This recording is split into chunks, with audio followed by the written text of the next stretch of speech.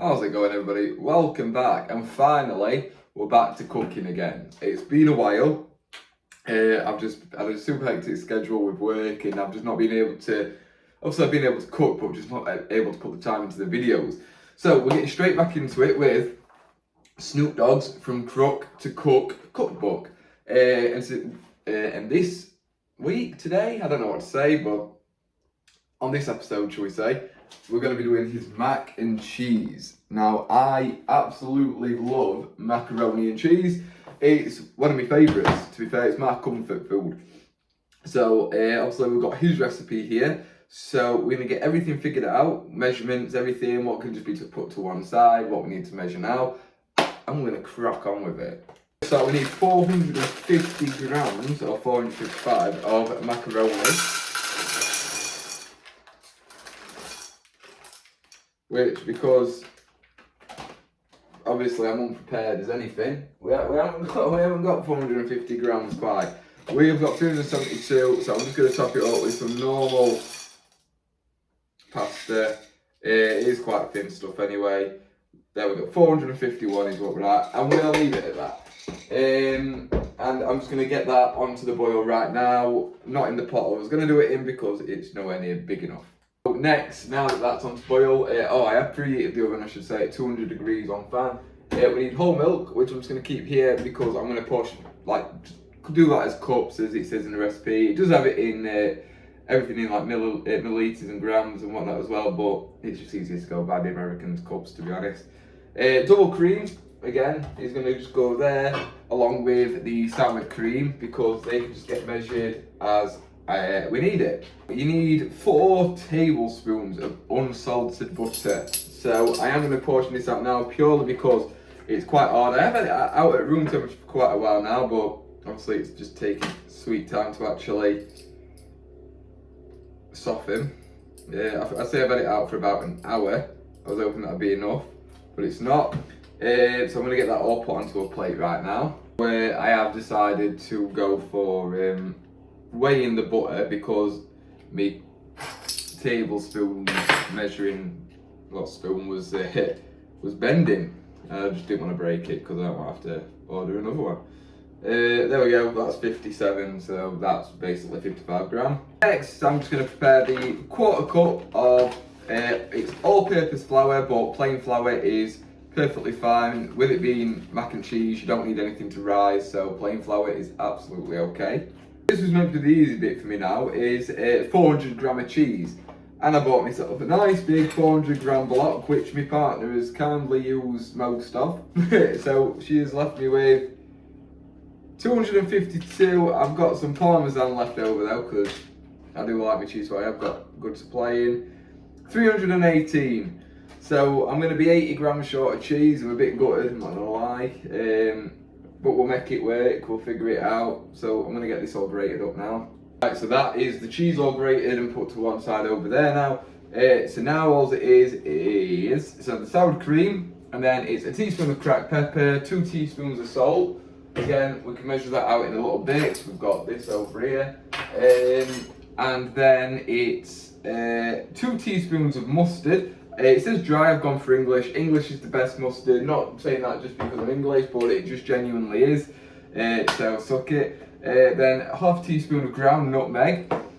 2 teaspoons of, well, it says Worcestershire sauce. We don't drink that in this house. We don't have that on anything in this house. We use Henderson's relish. It's best, it's Yorkshire. It's no argument. Shut up, Southerners with your Worcestershire sauce.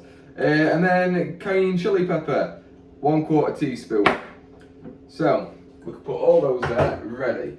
And now we're ready to actually get cooking because the prep is done.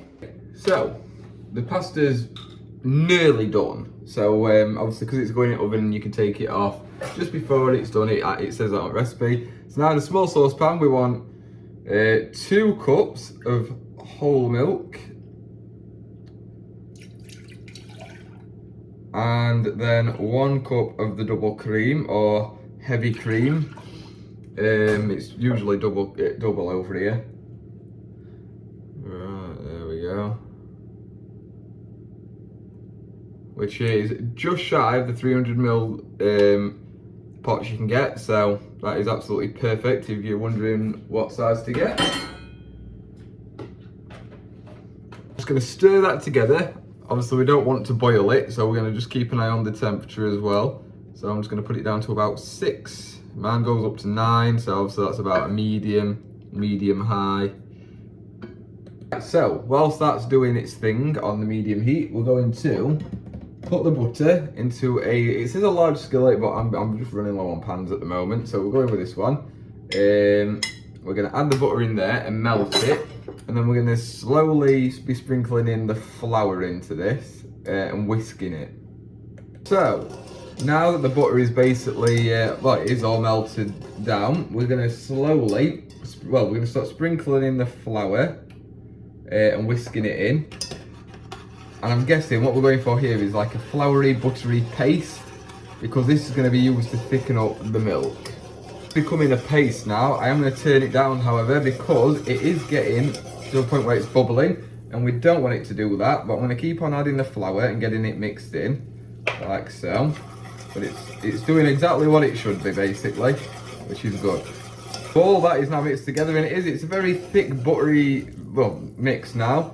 So we're going to start adding in the butter and cream mix, and gradually mix that together. That needs to become nice and thick as well. Not like that though. Also, just constantly keep whisking it for a few minutes. There we go. That's going nice now. I've got all the milk in here, so I'm just going to keep on whisking it just until it thickens up a bit more. But it is nice and smooth, so all the flour's mixed in nicely.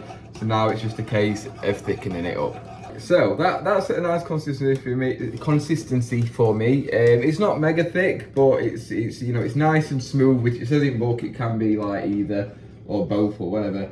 Now it wants 50% of the cheese we've grated, so it wants roughly 200 grams. Obviously for us that's about 170.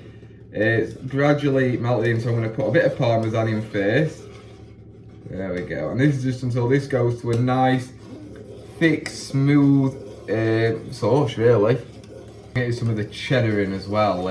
This is, well, it's got a fair bit of it in now. But we're not even anywhere near halfway through. And already, it's starting to smell really, really good, really cheesy. So I don't think it's going to matter that we didn't have the full 400 grams. I think this is going to be a very overpowering in terms of cheese, because basically this is just a standard cheese sauce now. I'm going to add a little bit more parmesan into it. And then I suppose we'll get a fair bit of this into it now. And then I think I'm going to call it for that, because I want the rest for topping. But we're going to see how this turns out now. Make sure you can see it nicely on the camera. Unfortunately, the poor lighting doesn't do it justice. But yeah, that's looking so thick. And it's really gloopy, and yeah, it's just all the cheese is just making this now. We need 2/3 of a cup of the sour cream. Now, if I remember right from using it before, this is a bit thicker, more yogurty. So it's a bit difficult to get out at times. Oh, so that's 1/3. That's not quite 2/3 because of getting it into here. I'm gonna say that'll be 2/3. So now we're gonna get that whisked in as well. And again, just until it goes thick and smooth.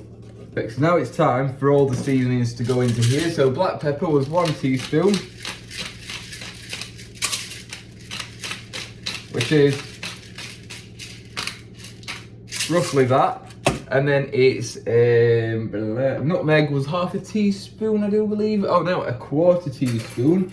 So we get our 1/2 and do 1/2 of that, like so. And then we need the cayenne pepper, which was, oh no, sorry, that's the 1/4 teaspoon. We need another 1/4 of this one, of the nutmeg. So it's 1/2 teaspoon nutmeg and 1/4 teaspoon cayenne pepper, but at least we found that out now. And then the English mustard, which it says dry mustard, but obviously we've already gone over that, we're not doing it. We want 2 teaspoons of this. Now, like I said, a lot stronger than your bog standard American mustard or Dijon. This is the proper stuff. I'm going to do 1.5 because it's strong. It's not for the faint-hearted. So then the Worcestershire sauce, which is 2 teaspoons, obviously Hendel's 1. I'm always very generous with that because I love the stuff. 2 teaspoons of that, and then we want salt again, 2 teaspoons. It doesn't. Obviously, we had butter in this, but it was unsalted, so we're all good. I should have put that in first because now it's all sticky, but it's not the end of the world. Plenty of cheese, it'll have plenty of flavour. I'm not too worried. And now, lastly, again, we're going to whisk all of that in until it's nicely combined. So now it says to add the macaroni into the sauce. However, there's a lot of it, and this pan is already pretty much full, so I'm going to add the sauce into the macaroni. It don't matter, just like so. Now I must say, this sauce smells absolutely fantastic. I mean, it's got nothing but great stuff in it. Not good as in healthy, because this quantity of cheese is definitely not going to do you any favours in the long run. But it smells amazing. The mustard, the seasoning, the cheese, just everything. The Henderson's or whatever. It's just all so good. So that's that pot done with. I need a spoon, and I'm going to get this all just chucked about. Oh yeah. I'm going to bring the camera over in a moment and show you how it's looking. I'll spoil it a lot. It looks great. So cheesy. Fantastic. Where we're at now, just nothing but pure cheesy goodness. And there's only going to be more cheese added into it because it's going to go on top. The final stages now. I've got my already prepared dish, which was definitely already out and ready, and I didn't have to just hunt for it. And now we're going to pour all this lovely cheesy macaroni into. I don't want to put this down like that. There we go. Onto the cheese plate. Straight into here.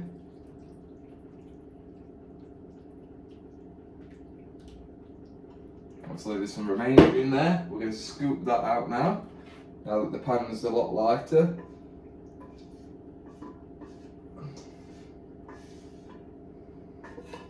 That's perfect. So I'm just going to scrape out the bottom of this, get the rest of the sauce. Look at this. Look at this. That looks fantastic. Again, lighting does it no good because the lighting in my kitchen is just awful. As is probably the audio when you leave your mic over there. So, now the remainder of the cheese, I've left the remainder of that parmesan and mixed it in with the cheddar. And now I'm just going to sprinkle it all over the top. And I was definitely right. The 400 gram, I'm sure it's going to be lovely, but it's definitely not required because this is going to be very generously topped now. And I didn't even need this much. There we go. It's looking great and it is ready to go into the oven. So 25 to 30 minutes. It wants to be golden brown and bubbling. There we go. Look at that. Golden, bubbling. It's a lot more orange with where I'm stood from anyway. But I don't know if you can hear it. I'll try and... That sounds so satisfying. The bubbling, the oils from the cheese, everything. I'm going to let it cool down, 15 minutes I guess, because I've got to go and pick my son up from nursery anyway. As soon as I get back, we can tuck straight in. Macaroni is one of his favourites too, so he can have a bit. But yeah, see you in 15. Here we go, I've just got back, well, been back a little bit, sorted him out with some. As you can see, there's already a portion missing. And I'm really looking forward to getting stuck into this now. So it's so cheesy, it's so thick as well, like the sauce. Still piping hot as well. Oh, it smells so good.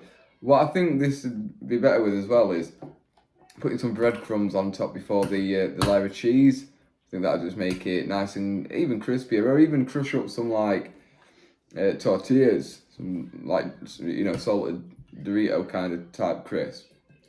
I think that would make it pretty decent too. Just a bit more flavour and a bit more crunch. Or to give it some crunch, should I say.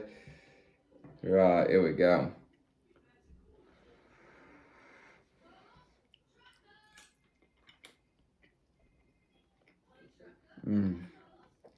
Oh, damn.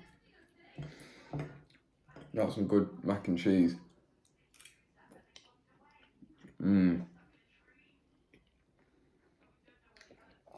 can really pick up the mustard in it as well. Not too much. It's not overpowering it, but it's definitely there. And then just all the cheese and the mustard mixed together. It is just fantastic. And the cheese sauce is just so thick. Like, the fact that it's not runny is good. I mean, it's not meant to be runny, obviously, but it's perfect. It's absolutely perfect. What a good recipe. I am going to do another one soon that I haven't actually made. Well, I haven't made this before. But my partner always makes it me. It's one of my favourites, and it is absolutely stunning. I'd say actually that one is a bit better than this, but this is absolutely gorgeous. I cannot fault it even slightly. Like I say, there's just little things you can do to it to like make it a bit more crispy, really. Like I said, breadcrumbs, some really crumbled up, crunched up tortillas under the cheese, but don't need it. It's got all flavour you need.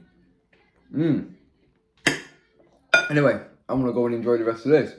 Thank you so much for watching. Obviously, leave a like if you enjoyed this video and subscribe if you're not already. Drop me a comment and let me know what you think of this recipe if you're going to give it a go. And also let me know if there's any recipes you want me to try. I'm always willing to give something a go. Other than that, thank you for being here and hopefully see you next time. Bye bye.